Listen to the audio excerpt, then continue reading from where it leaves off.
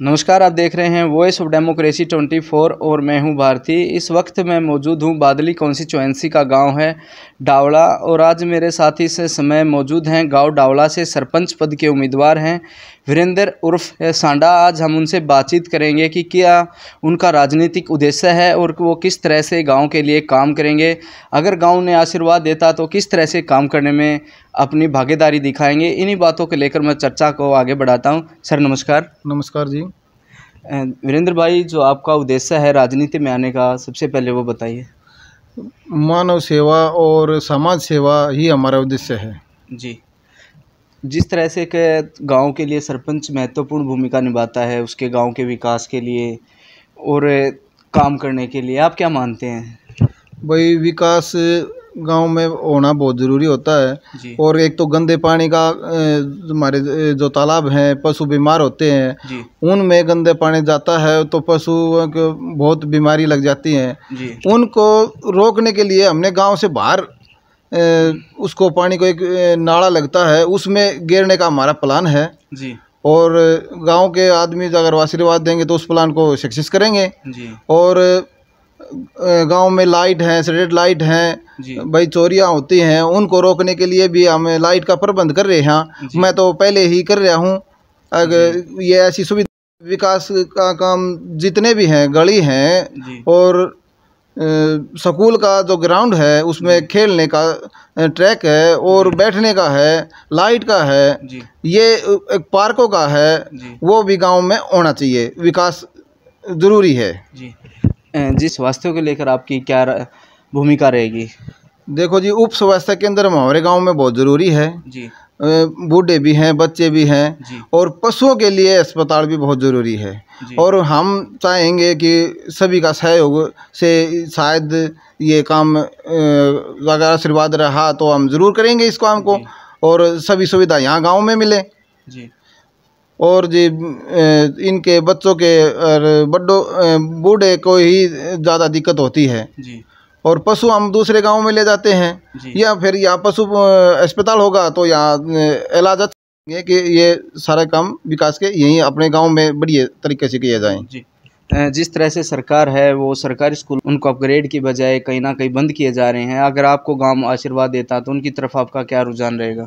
देखो, हमारे स्कूल में बहुत अच्छा चल रहा है अभी तो और स्टाफ भी बहुत अच्छा है और हम गांव के गणमान्य व्यक्ति उसमें सहयोग, पैसे का भी सहयोग कर रहे हैं और वहाँ जाके भी हम सहयोग कर रहे हैं। सुपर 100 में 2 बच्चे आए हुए हैं, खेलों में भी बच्चे आए हुए हैं। एक तो लड़की नेशनल जीत के आई है अभी जी। और शिक्षा का भी बढ़िया चल रहा है और अगर गांव ने आशीर्वाद दिया तो शिक्षा का नंबर 1 होगा डावड़ा गांव का स्कूल जी। आपका मुख्य कार्य क्या रहेगा शिक्षा को लेकर कि आप एक अलग पहल जो करना चाहें विद्यार्थियों के लिए अगर आप सरपंच बनते हैं तो? सरकारी बच्चों के लिए बाहर जाएंगे उनकी सुविधा के लिए व्हीकल का भी इंतज़ाम होगा, खाने पीने का इंतज़ाम होगा और जितने भी सहयोग होगा वो अच्छा सहयोग किया जाएगा बच्चों के लिए। और जो वीरेंद्र भाई, जो गांव की मुख्य समस्या है वो क्या मानते हैं आपकी कि ये मेन समस्या, मैं इसको लेकर सबसे पहले काम करूंगा गांव के लिए? सबसे पहले जी गंदा पानी का हमने प्रबंध करना है क्योंकि तालाब खराब हो चुके हैं। पानी गंदा पानी से पशुओं में बहुत बीमारी फैल चुकी है जी। और पहले प्राथमिकता गंदा पानी की बाहर गांव से करने की है। तालाबों का नवीनीकरण किया जाएगा जी और फिर उसका अच्छा पानी डाला जाएगा जी। शिक्षा को लेकर पढ़ाई लिखाई है वहाँ कहाँ तक हुई है? हमने ग्रेजुएशन किया हुआ है जी और हम भी चाहेंगे बच्चे बढ़िया पढ़ें और लिखें और आगे जाके बढ़िया अफसर बने जी। और जो बुजुर्ग हैं पेंशन की काफ़ी प्रॉब्लम रहती है, इसके लिए आपकी कोई अभी से कोई प्लानिंग है?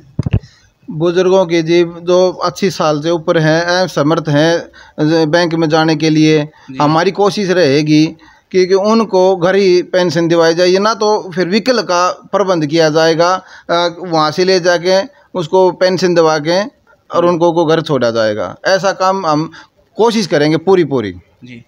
युवा हैं लगातार गांव में, आप हर रोज़ खबरें आती हैं कि नशे की तरफ ज़्यादा रुझान रहेगा, आप इस पर क्या काम करेंगे?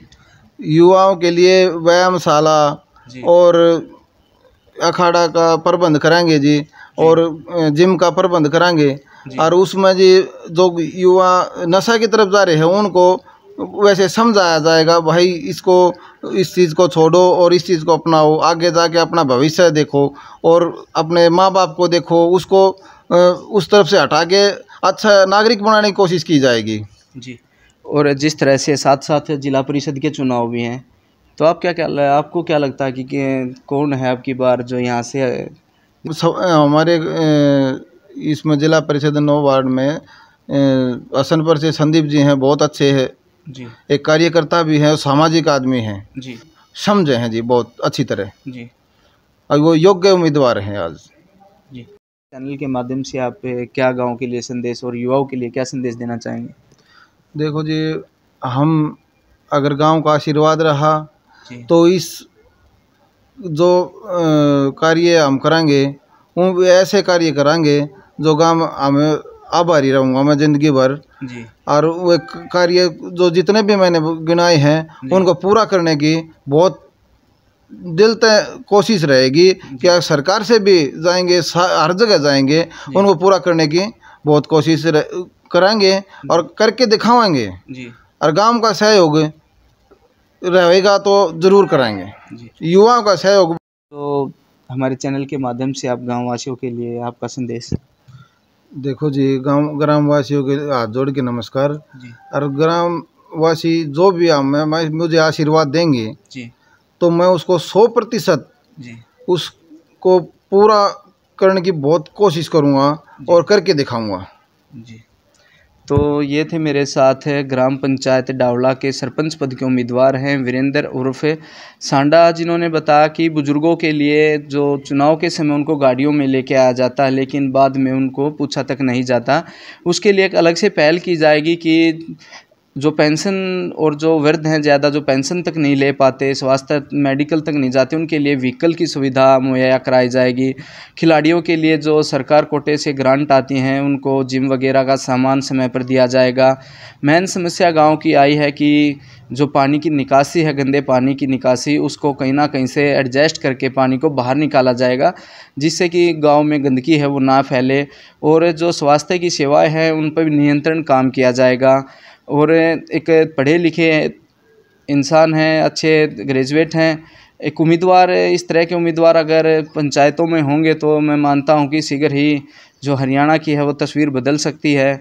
और भी इसी कड़ी में हम अगले एपिसोड में आपसे मिलते हैं। जब तक देखते रहें और बने रहें हमारे साथ, देखते रहें वॉइस ऑफ डेमोक्रेसी 24।